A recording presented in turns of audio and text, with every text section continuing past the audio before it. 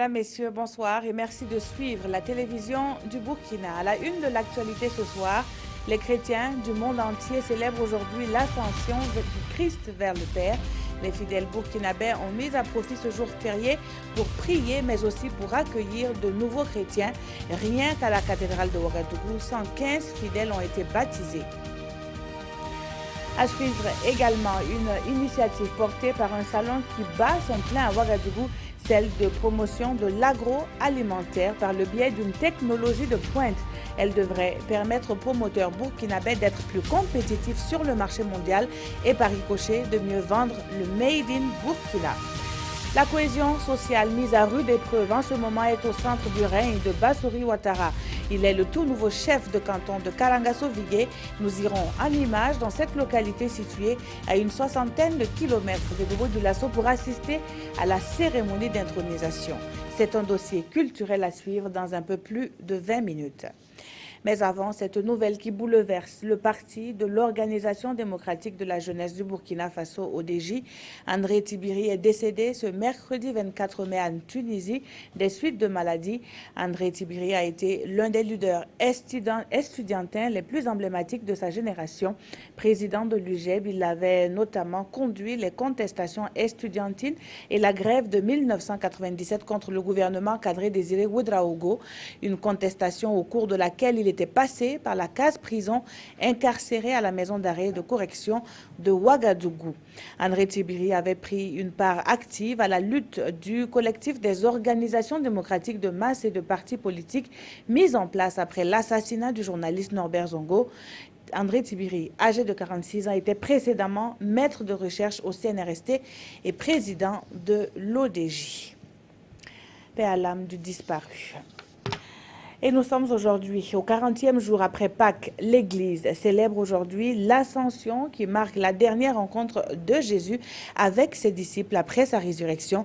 L'Ascension, c'est aussi le symbole du nouveau mot donc de présence du Christ. Ce jour à la cathédrale de Ouagadougou, des centaines de fidèles ont été baptisés. Isaka Ouedraogo, Tanga Kafando, reportage. C'est avec enthousiasme et ferveur que les fidèles catholiques de la cathédrale de Ouagadougou ont commémoré l'Ascension, une occasion pour ces fidèles de dire non seulement au revoir à Jésus-Christ, mais aussi de rappeler la feuille de route du chrétien.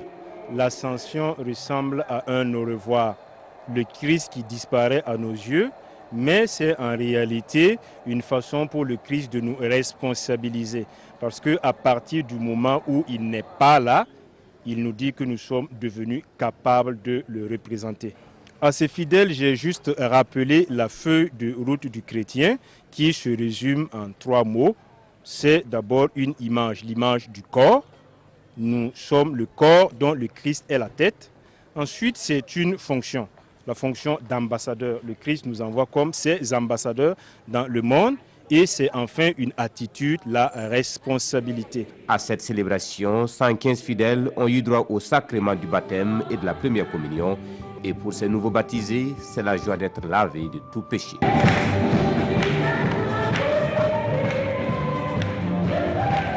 Vraiment, c'est une parfaite joie pour moi. Je me dis, il a emporté tous mes soucis au ciel. Je suis né de nouveau. Que cette entrée dans la grande famille vraiment me soit une joie pour toujours. Chants, danses et louanges ont rythmé cette célébration, un grand moment de ferveur religieuse. Et en ce jour férié, une activité a tout de même nécessité la présence des médias à Kosiam. Il s'agit d'une audience accordée ce matin au président du Conseil économique et social du Bénin. L'hôte du président du Faso affirme que le Burkina est sur la bonne voie de la relance économique. Plus de détails avec Urbain Benito Somé et Tanga Kafando. Accompagné de son homologue burkinabé, le président du Conseil économique et social du Bénin est venu échanger avec le président Rochmark Christian Kaboré sur la question de la relance économique au Burkina. Tous les pays vivent la même situation. Donc je voudrais inviter à la patience, au courage et à l'attente. J'espère que le peuple comprendra ce que nous vivons. C'est par tous ces temps, tous nos États Biantabé est présent à Ouagadougou à l'invitation du Conseil économique et social du Burkina Faso qui a ouvert le 23 mai dernier sa première session ordinaire de l'année 2017 sous le thème « Contraintes factorielles à la relance et à la compétitivité de l'économie burkinabé, enjeux, défis et perspectives pour une mise en œuvre réussie du PNDS ». Il a aussi été question de relance économique à travers le PNDS à la primature. C'est un début de soirée d'hier que le Premier ministre a, lui, eu des échanges avec des personnalités. Le point de ces audiences avec, cette fois, Koalen Ebié et Nathalie Sawadogo. Stéphane Lelux, dont la structure s'occupe du contrôle de l'ingénierie de grands projets de télécommunications, est venu parler des enjeux de l'économie numérique et des infrastructures de télécommunications pour le Burkina Faso.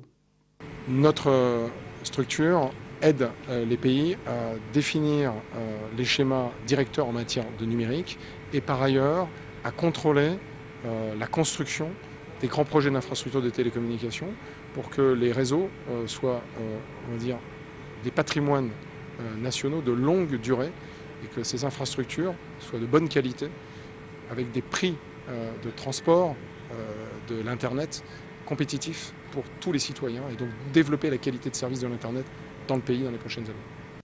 Avec le directeur Afrique BNP Paribas, il a été question d'expliquer la stratégie de sa structure.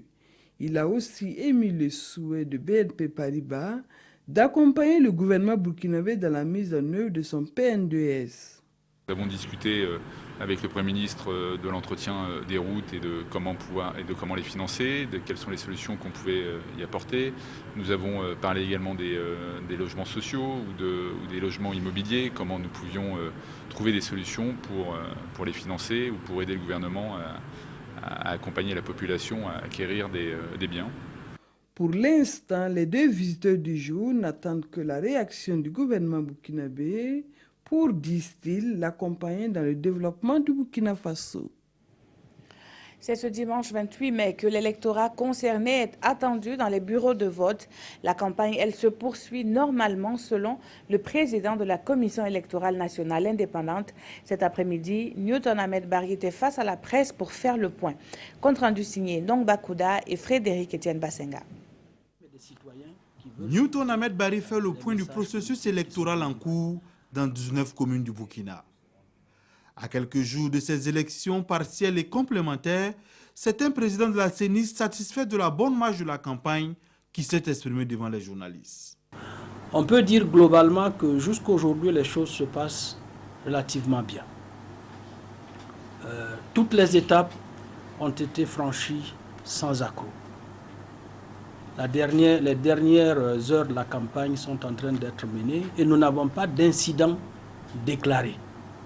Il y a eu quelques alertes de ci, de là, mais relativement, le processus est resté sous contrôle. C'est ce dimanche ces élections partielles et complémentaires et côté sécurité, toutes les dispositions ont été prises.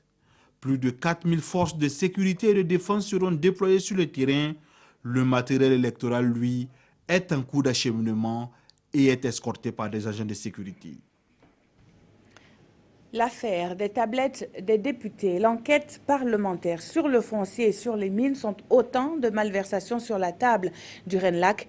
Le réseau anticorruption a achevé sa 17e Assemblée générale sur une note de satisfaction.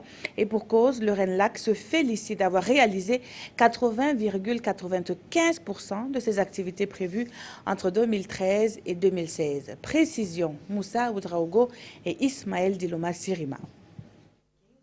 L'année 2016 a été marquée par de nombreux cas de malversation au Burkina Faso. Des constats faits par le réseau national de lutte anticorruption. Le RENLAC interpelle la justice et les organes de contrôle à prendre des mesures répressives contre les fautifs de corruption, notamment sur l'affaire des 130 tablettes des députés. Ainsi, le 10 novembre 2016, la remise de 130 tablettes aux députés de l'Assemblée nationale. Dans le même mois, les parlementaires feront encore parler d'eux en s'octroyant gracieusement la somme d'1 million de francs CFA comme appui à leur activité de redevabilité. Nous entendons qu'une poursuite judiciaire soit donnée donc à ces rapports parlementaires. La 17e Assemblée générale du Rhin-Lac a été marquée aussi par la remise du prix de la lutte anticorruption à 3 journalistes de la presse écrite. Et c'est le journaliste Atiana Serge Oulon de l'événement qui remporte le premier prix pour son article intitulé « Corruption des magistrats dans le collimateur de la justice ». L'objectif n'est pas de travailler après compétit. On fait un travail d'information et en faisant ce travail-là, on a beaucoup plus fait attention en fait, à la portée, au fait que ça pouvait amener à changer quelque chose. Et comme c'était quelque chose d'assez inédit, parce qu'on n'a pas l'habitude d'avoir un justiciable généralement qui dénonce en fait, des magistrats pour des questions d'indélicatesse. Donc pour nous, c'était une première et dans notre jeune carrière, c'était quelque chose d'assez inédit qu'il fallait prendre avec beaucoup de précautions. Le plan stratégique 2017-2020 du réseau national de lutte anticorruption, entamé en janvier dernier, a été présenté à la presse. Il prévoit une étude de faisabilité pour la réalisation d'un futur centre de formation et de recherche sur la corruption. Le 30 juin prochain, ce sera fini pour le projet de renforcement des capacités de surveillance des maladies en Afrique de l'Ouest. Les acteurs sont réunis à Ouagadougou pour faire le bilan de ce projet démarré en 2013. L'on note que la surveillance épidémiologique a été renforcée dans l'ensemble des pays donc de la CEDEAO qui sont les bénéficiaires de ce projet. Le reportage de Paul David Bambara et Oumou Sissé. Ce sont là les derniers moments du projet régional de renforcement des capacités en surveillance épidémiologique et riposte en Afrique de l'Ouest, projet WARDS. Mais avant sa clôture officielle prévue pour le 30 juin prochain, les experts des 15 pays membres de la CEDEAO font ici le bilan du dit projet.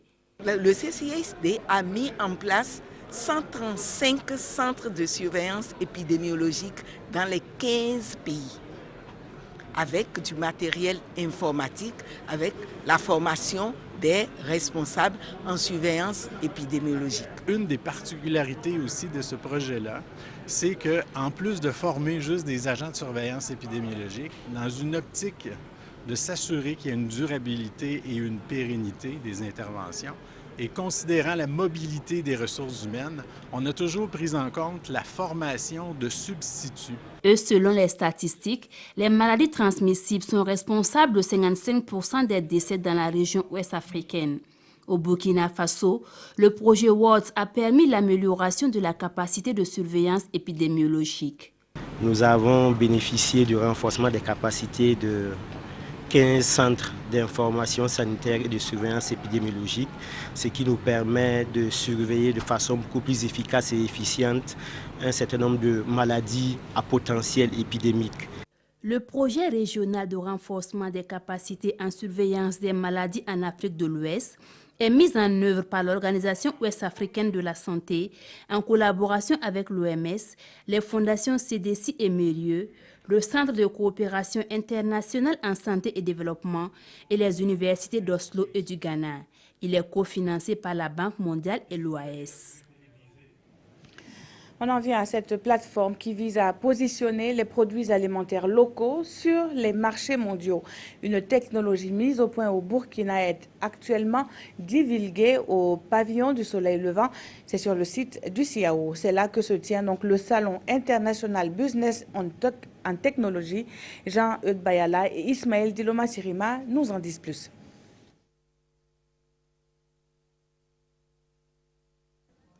Le Salon international Business on Technology est officiellement lancé. Cette première au Burkina vise à booster le secteur de l'agroalimentaire par le biais de la technologie.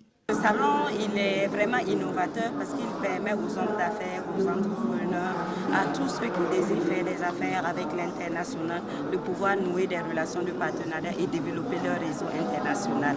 Et nous sommes conscients qu'aujourd'hui, en matière de transactions, en matière de commerce, il faut que les TIC, nous puissions les exploiter autant que possible. Si bien que même au niveau de notre département, nous avons même créé une direction que nous appelons la direction e-commerce.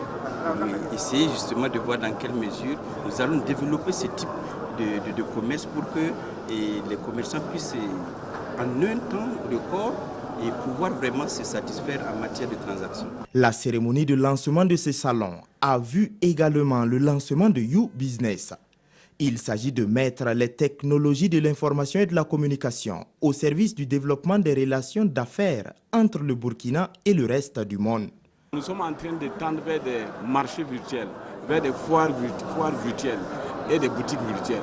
C'est-à-dire nous pouvons être au Burkina ici et visiter des boutiques à Dubaï, aux États-Unis, un peu partout en Chine, sans nécessairement voyager. Durant 5 jours, au pavillon du soleil levant du Siao, des conférences visio B2B, des formations sur les expositions internationales, ainsi que des expositions vente et achat, meubleront cette première du Salon international Business on Technology. C'est un salon qui intéresse sûrement le ministère en charge de l'agriculture. Le département est sur un front pour améliorer le secteur agricole. Dans le viseur, l'élaboration d'une stratégie nationale de conseil agricole. Les professionnels du domaine sont en passe de valider l'étude qui va conduire à cette stratégie. C'est ce que nous disent Pawandrogo, Jean Zongo et Kadi Sanogo. Le secteur rural, qui occupe 86% de la population active, joue un rôle important dans l'économie de notre pays. Cependant, en dépit des potentialités importantes de ce secteur, il reste marqué par de faibles performances. C'est pour réduire l'insécurité alimentaire que le processus d'élaboration d'une stratégie nationale de conseil agricole a été engagé. Il a pour objectif d'accroître durablement la productivité et la compétitivité des productions et chaînes de valeur agro-silvopastorales, halieutique et faunique, prenant en compte la sauvegarde de l'environnement et le changement climatique. Ce document nous permet de concilier un ensemble de systèmes de vulgarisation agricole sur le terrain. Et au jour d'aujourd'hui, nous avons l'État, à travers les ministères sectoriels qui mettent en œuvre le conseil agricole, mais nous avons aussi les acteurs non étatiques, à travers les organisations professionnelles agricoles, les ONG, etc., qui mènent aussi l'activité. Comment créer une synergie entre l'ensemble de ces acteurs-là est une préoccupation qui est prise en compte dans ce nouveau système-là. Et nous pensons qu'avec cette synergie-là, on pourrait aboutir à un système agricole, et en tout cas qui impacte positivement ce secteur-là. Cette rencontre va permettre à tous les acteurs du secteur rural de disposer d'une stratégie nationale de conseil agricole en phase avec les nouveaux enjeux et défis de notre agriculture. Et le sous-secteur de l'élevage n'est pas en reste. Là aussi, des experts sont réunis pour élaborer un plan d'action et programme d'investissement. Il est attendu des réflexions de ces acteurs, un outil commun d'opérationnalisation pour le secteur de l'élevage. Cette fois, Issa Kafando et Moumouni Soubaïga nous font le point. Le sous-secteur de l'élevage occupe plus de 80% du ménage au Burkina. Selon les acteurs du domaine, il contribue de façon significative au développement socio-économique du pays. Mais il reste encore confronté à de nombreuses contraintes qui limitent son développement. Ce présent atelier vise à changer la donne à travers la relecture du document du plan d'action et programme d'investissement du secteur de l'élevage. Nous avons, lors de la formation du gouvernement en 2016, le volet ressources halieutiques qui est revenu à l'élevage. Donc, ce volet ressources halieutiques a une politique, qui est la politique nationale de la pêche et de l'aquaculture. Et cette politique nationale-là, il faut qu'on la prenne en compte dans la révision du papier que nous entamons. Cette relecture permettra d'adapter le plan au nouveau contexte de développement en matière d'élevage et de ressources halieutiques. Les nouveaux référentiels que le pays a, qui est le PNDES, et au niveau sectoriel, nous avons le programme national du secteur rural, la phase 2 qui est en élaboration, et tous ces documents doivent être pris en compte dans la révision de notre document d'opérationnalisation qui est le papier. Le plan d'action et programme d'investissement du sous-secteur de l'élevage a été adopté par le gouvernement en 2010. Objectif, contribuer à la croissance soutenue du sous-secteur de l'élevage en vue de contribuer à la lutte contre la pauvreté, au renforcement de la sécurité alimentaire et à la promotion du développement durable.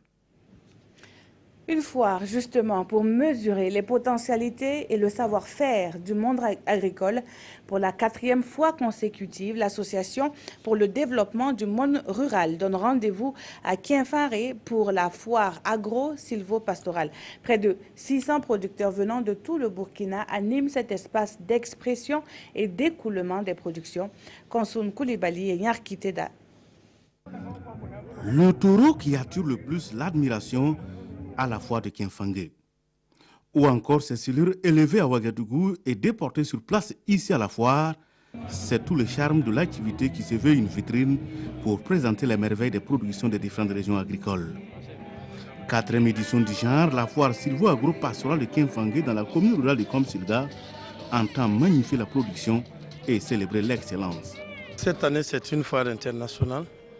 Également, avec certains partenaires, on a pu en tout cas gagner d'autres prix, comme par exemple le prix de l'association des maires du Burkina Faso, AMBF, le prix de l'association des régions du Burkina Faso, ARBF, et le prix du maire de la commune de Komsilga. 3 prix vont être décernés à chaque filière de production, l'agriculture, l'élevage et l'environnement. L'ambition de l'ADMR, l'Association pour le développement du monde rural, est claire, œuvrer à la promotion des activités de production et de transformation des 3 secteurs pour améliorer durablement les revenus des acteurs du monde rural. Une option qui convainc le gouvernement qui décide d'accompagner les initiateurs dans cette activité. Et nous encourageons dans notre politique, nous encourageons ce type d'activité. Et c'est pour ça que ça fait deux fois de suite que je viens pour voir un peu et voir comment, dans quelle mesure nous pouvons les accompagner afin qu'effectivement ça puisse se tenir régulièrement et que ça puisse progresser et que ça fasse tache d'huile sur l'ensemble du pays. La foire dure une semaine et donne l'occasion aux producteurs d'échanger sur leurs expériences à travers 5 communications. C'est aussi une occasion pour le monde rural de se tirer d'affaire à travers les expositions ventes. Dans un cadre beaucoup plus studieux, les journalistes sont invités à se pencher sur le rôle et les missions du Conseil burkinabé des chargeurs. Le Conseil de mutation du secteur des transports justifie cette formation initiée par le CBC. Plus de précisions avec Isaka Outraogo et Mariam Dao, puis Vincent Kendrobeogo. Les journalistes et les travailleurs du Conseil burkinabé des chargeurs sont réunis pour une session de formation. Une session initiée par le CBC pour mieux se faire connaître des hommes de médias. L'intérêt pour le CBC, c'est de faire mieux connaître le CBC par la population du Burkina Faso. Son rôle, sa mission, pour que effectivement les journalistes puissent être le vecteur pour apporter l'information aux différentes populations. Le rôle et la mission du CBC dans un contexte de mutation du secteur des transports. C'est le thème de formation qui est ici expliqué à la quarantaine de journalistes. Alors, ce matin, nous voulons donc présenter le CBC, ses missions, ses attributions et en fait ses réalisations aux hommes de médias, afin que les hommes de médias puissent connaître le CBC, puissent connaître alors comment nous travaillons, qu'est-ce qu'on fait sur le terrain. Donc le CBC travaille pour tous les chargeurs. C'est-à-dire le chargeur, c'est l'importateur ou l'exportateur. Donc nous sommes sur toute la chaîne du transport. Donc pour premièrement assister les chargeurs. Deuxièmement, en fait, travailler à la facilitation du transport et du trafic. Et puis représenter aussi l'État dans les ports de transit. Créé en 1978, le Conseil burkinabé des chargeurs assure la gestion des importations et exportations au Burkina Faso. Il est représenté dans 4 pays voisins, à savoir le Bénin, le Togo, le Ghana et la Côte d'Ivoire. Cette somme à présent, 20 millions de francs CFA. Un peu plus de cette somme a été mobilisée pour doter les équipes qualifiées pour la phase nationale de la Coupe de l'Assemblée nationale en matériel sportif. Donc, la première édition de cette coupe a été lancée le 28 mars dernier à Kaya et se poursuit car les phases régionales sont pratiquement bouclées. Suivez plutôt ce reportage signé Gérard Sommet et Mahamad Iwena. L'Assemblée nationale sort le chéquier et cela pour permettre aux vainqueurs des phases régionales de la Coupe de l'Assemblée nationale d'aborder la deuxième phase dans de meilleures conditions. L'initiative de l'Assemblée nationale de mettre en jeu ce tournoi de l'Assemblée nationale, c'est de susciter l'engouement du football dans les provinces et dans les régions. Mais on ne peut pas le faire sans apporter un appui matériel aux équipes, aux jeunes qui veulent bien jouer. On veut bien jouer, mais il faut un minimum d'équipement. Et c'est ce geste-là que l'Assemblée nationale vient de faire aujourd'hui. Le don d'un peu plus de 20 millions est composé de 116 jeux de maillots, 520 paires de chaussures, autant de paires de protège tibia et de paires de bas, de 130 ballons, de 120 médailles et 26 trophées. Partenaire technique de la Coupe de l'Assemblée nationale, la Fédération burkinabé de football se réjouit du geste. Nous avons des ballons, nous avons des maillots dignes qu'ils vont se battre, en tout cas pour pouvoir mériter. Et nous voyons des paires de madres et vraiment nous sommes pleinement satisfaits et nous sommes sûrs que cela aura un impact certain sur le niveau même du football. Le matériel a été remis directement aux représentants de chacune des 13 ligues régionales de football. Les vainqueurs des 13 régions vont se disputer les 4 places de demi-finalistes dans 3 poules de 3 équipes et une poule de 4 équipes. La finale, elle est prévue pour le 29 juillet à Bobo-Dioulasso. Je vous le disais tantôt, Karangasso Vigué a un nouveau chef de canton. La paix et la cohésion sociale. Bassori Ouattara entend régner en tenant compte de ses valeurs. L'intronisation a eu lieu dimanche dernier dans cette localité de la province du Houé, à une 60aine de kilomètres de Bobo-Dioulasso. Hassan Gourabou et Moussa Sanon, reportage. Voici le nouveau chef de canton de Karangasso Vigué. Sa Majesté Bamouri Ouattara est intronisé ce jour au milieu d'une foule de grands jours, une foule qui attend beaucoup de lui. D'abord, nous lui félicitons et nous attendons de lui qu'il soit un ciment social pour donc le département de Karangasso et même pour tout l'ouest du Burkina Faso. On souhaiterait également qu'il soit à l'écoute de toutes les populations, les Vigués et toutes les autres communautés qui sont, qu'on appelle généralement allogènes.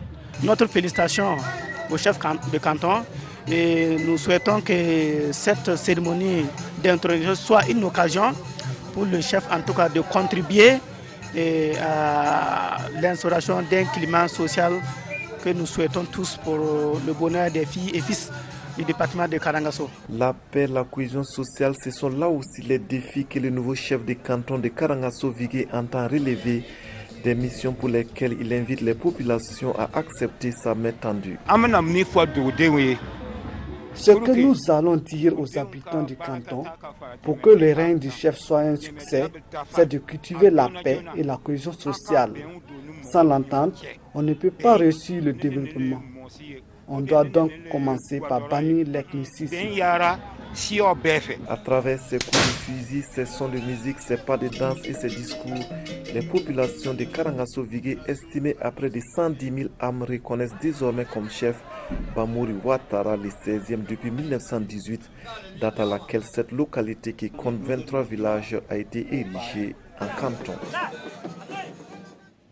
Actualité hors de nos frontières à présent et nous partons pour Bruxelles où se tient le sommet de l'OTAN.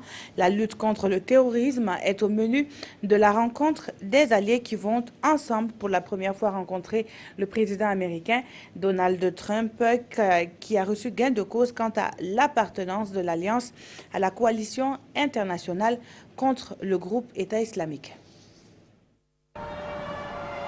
Les dirigeants européens ont promis de se mobiliser contre le terrorisme qui a une nouvelle fois ensanglanté l'Europe. Avant même l'arrivée de Donald Trump au nouveau siège de l'OTAN, les États-Unis ont obtenu gain de cause sur un premier point. Après plus d'un an de tergiversation, les 28 pays de l'Alliance ont accepté que l'OTAN devienne membre à part entière de la coalition internationale contre l'organisation État islamique. Nous accepterons d'établir une nouvelle cellule du renseignement terroriste au siège de l'OTAN en améliorant la façon dont nous partageons les renseignements, y compris sur les combattants étrangers.